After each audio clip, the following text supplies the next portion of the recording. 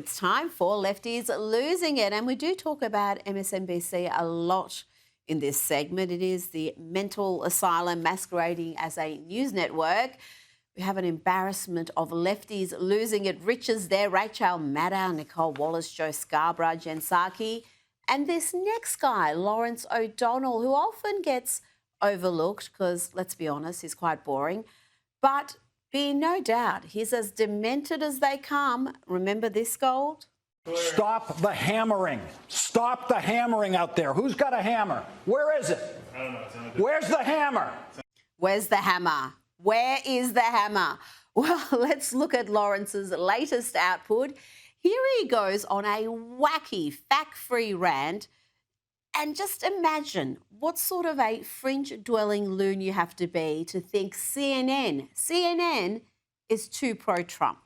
CNN is already owned by a right-wing Trump supporter and has compromised itself accordingly. The firing started right away in that new regime. That's why Jim Acosta is no longer there and others are no longer there. And everyone who remains has become much more careful in anything they might even think of saying about Donald Trump.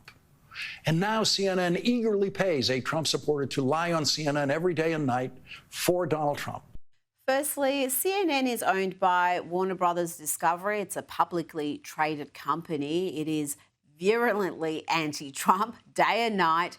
And the so-called liar that Lawrence claims is degrading the station is often the lone conservative on panels of 4 or 5 pundits all leaning left. Yes, this unseemly meltdown was all about Scott Jennings. An MSNBC anchor has lost it because CNN has a lone conservative on some of its panels to provide some level of balance. Paying Scott Jennings to lie about Donald Trump is money very well spent. Scott Jennings, who used to be an aide to Senator Mitch McConnell, was not always a rabid, lying Trump supporter. When he first started appearing on television, he was capable of criticizing some of the more extreme Trump positions, but Scott Jennings figured out where the money is and how he could get his own podcast and decided to become the J.D. Vance of CNN. And here is the single goofiest thing ever said by anyone in charge of CNN in that network's history. The lost in America Englishman who heads CNN said, quote, "Scott's like D'Artagnan. He's got his sword out, and he's got about 4 Democrats against him, but he spiked them all off. That's much more like it, I think. He's a worthy opponent, as it were." Well, that statement is 100% accurate. Scott Jennings does typically take on 4 rabid Democrats at once and comes out on top, not because of lies or playing on emotions, but because he sticks to the cold, hard facts, something foreign to MSNBC anchors like Lawrence. Now to a teeny tiny little agitator, 4'6" Quinn Hobble, who the leftist media love to present as some sort of lovable protester who is being victimised by ICE agents. But the footage suggests otherwise. Let's look at what Quinn has to say when speaking to the media and the behaviour that actually led to his arrest. Only 4'6", and I can't see. What harm was I going to do to them? Keep them back. Don't you tell me what to do, you have no idea how much I would like to beat the shit out of you. Hey, dance on your goddamn grave. Hell yeah, I hope somebody kills you guys. I decided that I was going to sit.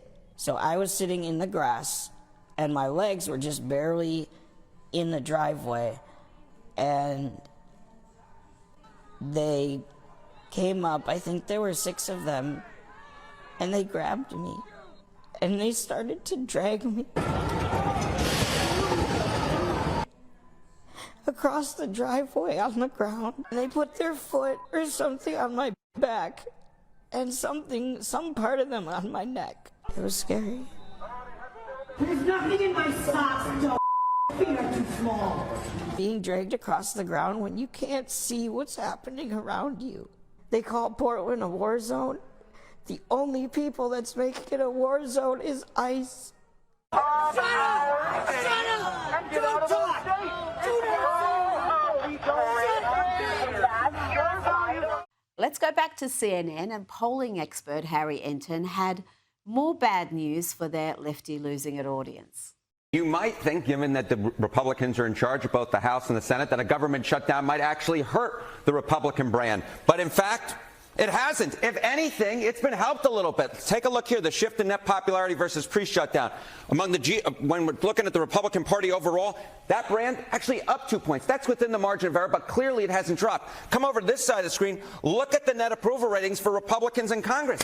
It's actually up 5 points since pre-shutdown. So what we're seeing here is the Republican brand in Congress has actually improved somewhat compared to where we were pre-shutdown, despite the fact that Republicans control. And that's the math that John Thune and Mike Johnson are looking at. Yes, Republicans and independents are not blaming the Republicans for Schumer's shutdown. That's good news for the midterms for some. It's rallying the base for sure. Look at this, the net approval rating up 12 points versus pre-shutdown. But it's not just with the base. It's also with the middle of the electorate. Look at this, among independents. It's up 8 points as well. So we've got a situation here where Republicans with the shutdown are actually rallying their base, but it's also something that's not hurting them with the folks in the middle. If anything, it's helping them with folks in the middle. And this is the type of math that if you're Republicans, you like to see, right? Yes, the math is mathing, but what is the shutdown doing to the Democrats' chances at the midterms? So how do Democrats, how are they positioned right now? Yeah, so, I mean, look, the generic congressional ballot, which traditionally Democrats have done really well on, and if you look at this point back when Trump was president the first time around, Democrats are up 11 points. Look at where it is now. Democrats are ahead, but they're actually only up 3 points. This is, in fact, the worst position Democrats have been on in a generic ballot at this point in midterm when there was a Republican president in the last 20 years. And this is no different from pre-shutdown. So Republicans aren't losing on this metric either. They become more popular, and they're actually in a pretty good position for them historically when it comes to the generic congressional ballot. This is a concerning number for Democrats, are you saying? This is a concerning number for Democrats because it's considerably worse than they traditionally do in midterm elections when there's a Republican president. Harry Enton. Oh, dear. Let's bring in documentary filmmaker and commentator Ami Horowitz. Ami, the shutdown isn't hurting Trump, not with the base, and just as importantly, it's not hurting him with independents. No, it's not. In fact, the Democratic brand is so low that they're actually bucking history. Historically, the government in charge is always blamed for the shutdown, but that's not the case here. This is, I mean, what do you want? The Democrats have voted 13 times to keep the government shut down. And frankly, look, you listen to Chuck Schumer and what he's saying when he's decrying the shutdown. What does he point to as a problem? He points to Trump helping out Milei in Argentina. Really, that's a problem?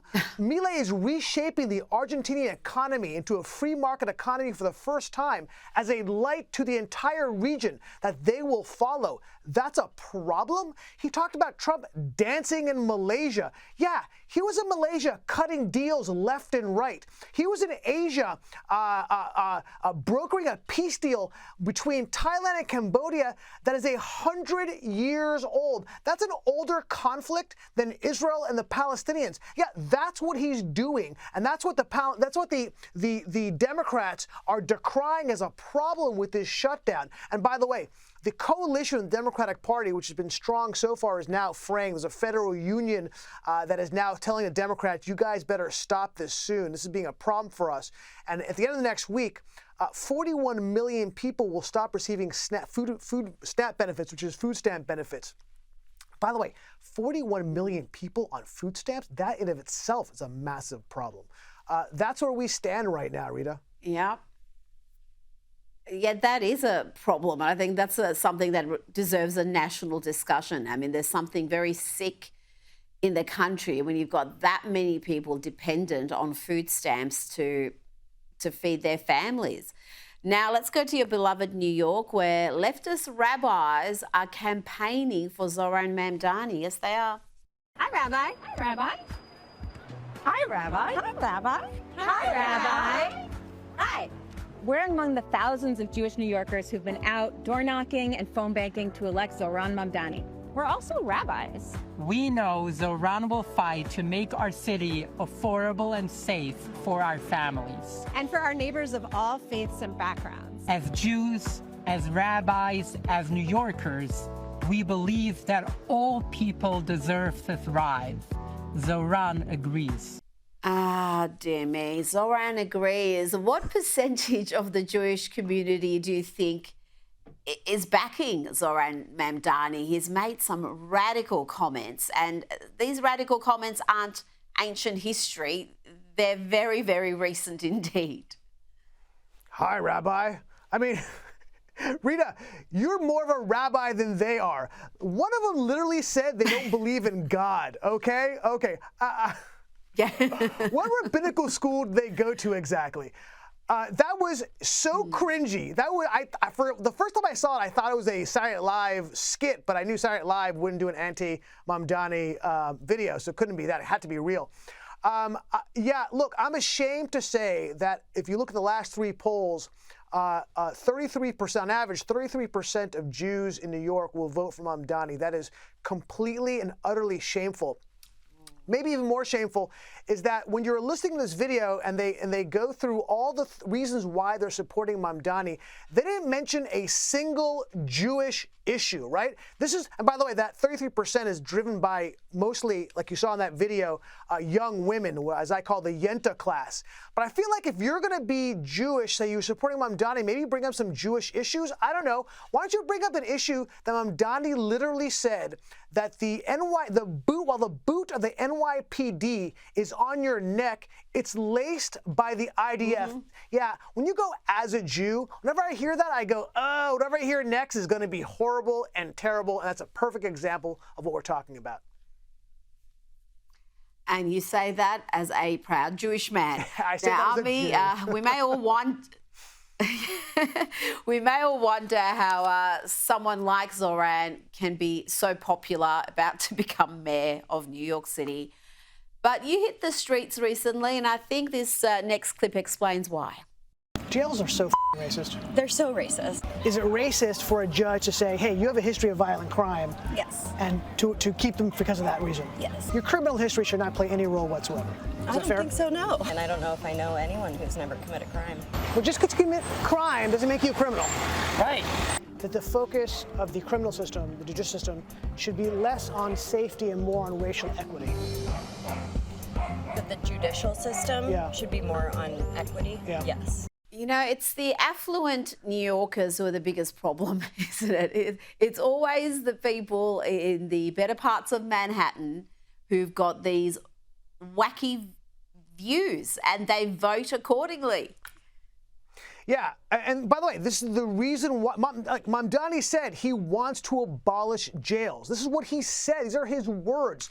And of course, that comports with what you heard on that video.